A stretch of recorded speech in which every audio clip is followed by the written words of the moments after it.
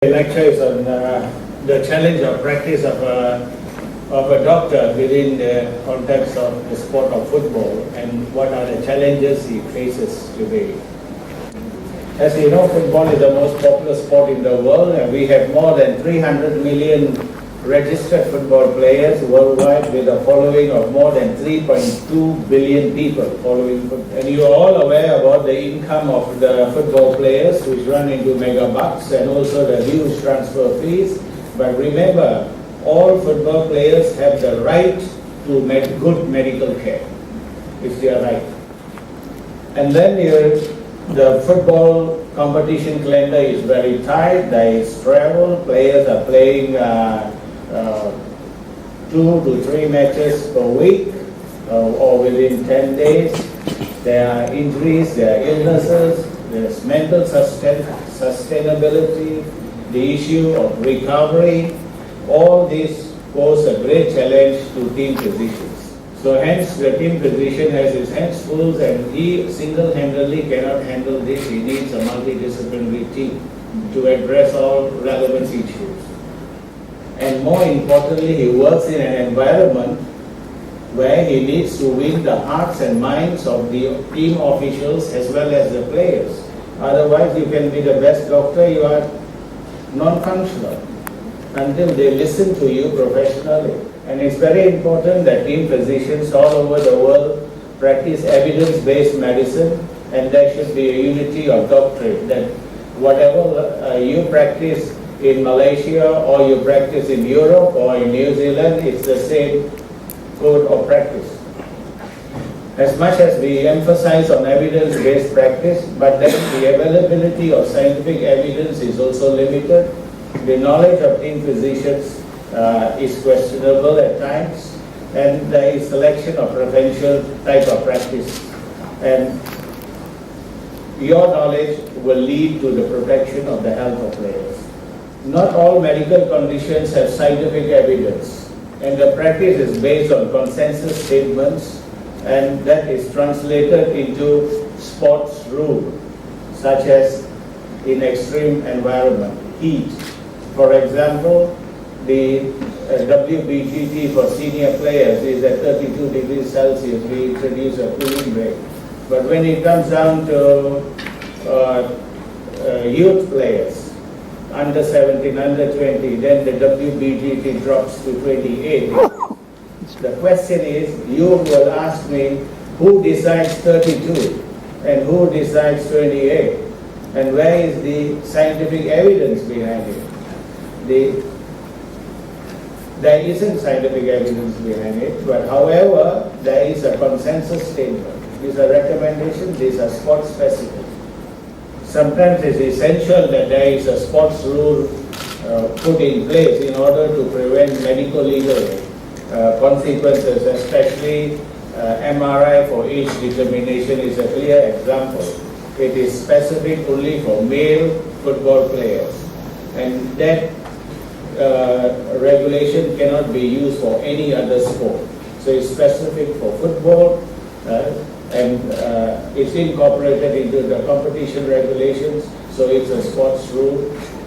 Anyone who wants to contest with that need not participate in football, but they have to follow if they need to participate in football.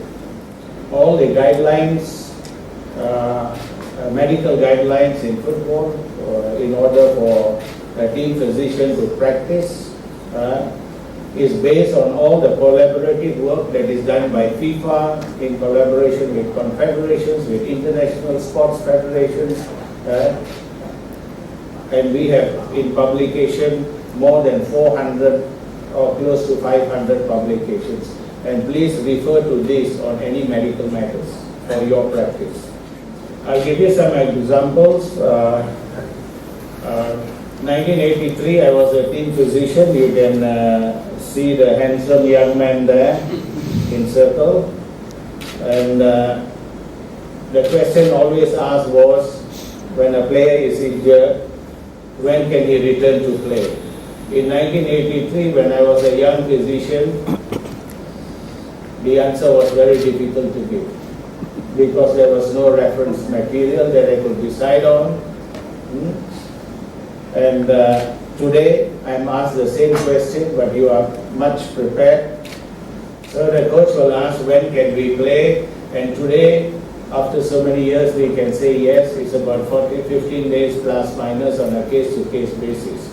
Because of the good work UEFA has done over the years, and we know that, for example, hamstring injuries, it will take approximately 3 weeks for a player to get back to play. So at least you have a reference where you could go to. Yeah, it is important to introduce prevention of injuries programs into your clubs. For example, Mr. Sergio Calkin from this club says that if a lineup player in a UEFA Champions League team is injured for 1 month, it will cost the club €500,000. So this is the extent. So the role of the doctor is of paramount importance. Another issue that faces team physicians is travel. That is jet lag, travel fatigue, sleep deprivation, whether drugs have any place, the use of melatonin, how do we overcome jet lag, how we address jet lag among players. A player has a match on a Thursday in Australia, and on the weekend he has a match in Beirut or in Saudi Arabia, and then he has to go for another international match 3 days later. How does he recover? So these are challenges, and whatever is published in the research journals at this moment is invalid. There is no concrete scientific evidence on the use of drugs, melatonin, to combat jet lag. When we talk of head concussion during a football match, we always have doctors being overruled by their coaches, overruled by the players, just like the video you just saw.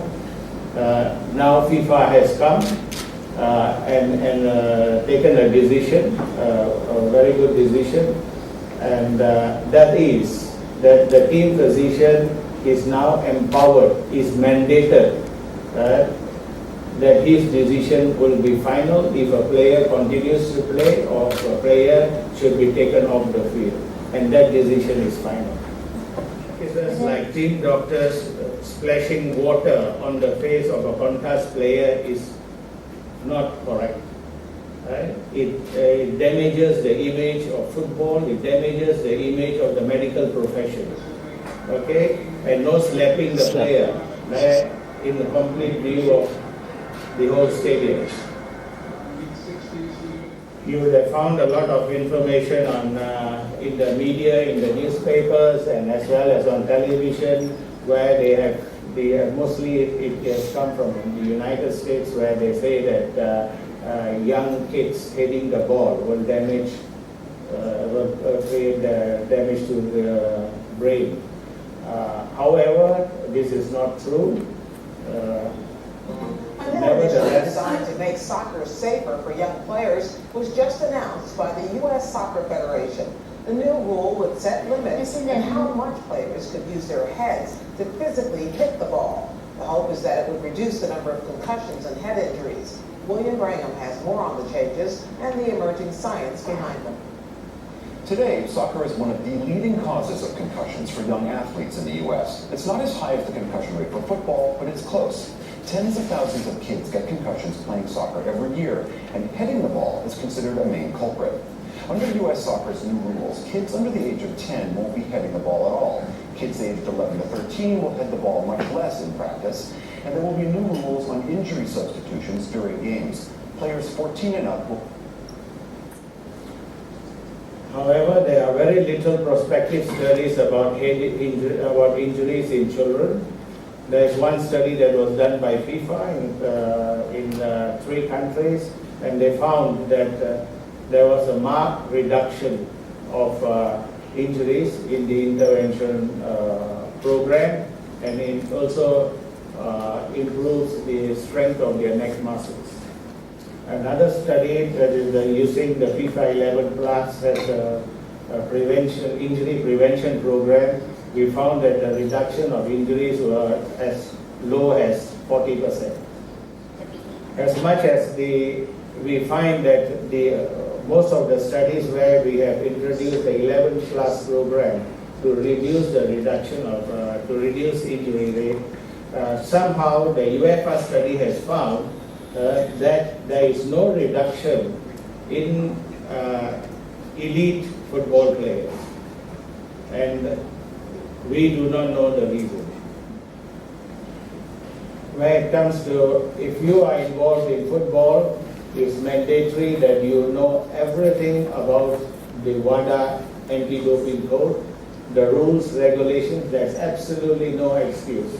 Today, if a player is found positive and the culprit is the team physician will be punished. So it is very important that every the medical staff that is involved in the sport of football is absolutely clear about the anti-doping regulations. Sudden cardiac arrest is rare. One player dies every month playing football. So it is essential that every team physician should know how to do on-field resuscitation, and very important is the transfer of the player from the field of play to the ambulance using the rule of 10, which you do not find in your medical textbooks. There is a rampant abuse of supplements among football players, among athletes, but there is no scientific evidence to support the benefits in football. A study that was carried out by AFC with the under 13 and under 14 football players, you find that these young small kids are using supplements like creatinine, tartanine, garlic, mahuang. This is nonsense. Right? And who provide them? It is the doctors, the physiotherapists, and the team officials. Why? You are teaching the young kids the wrong thing right from a young age. Then you are responsible for it. Just in the shade, registering 38.8. This is about introducing a cooling break. Now we will have the first ever official cooling break for the World Cup final 16. We will pause for exactly 3 minutes while these players can take on board much needed liquid refreshment. Humidity in the mid-60s. And you must be aware about fight against age cheating in football, that is using MRI for age determination. It is a competition regulation and it is specific only for male football players. Gender verification is an issue which is faced by most sports organizations, including FIFA. There are more questions than answers. It's an uncharted area. It is very difficult to address this issue, and still discussions are ongoing.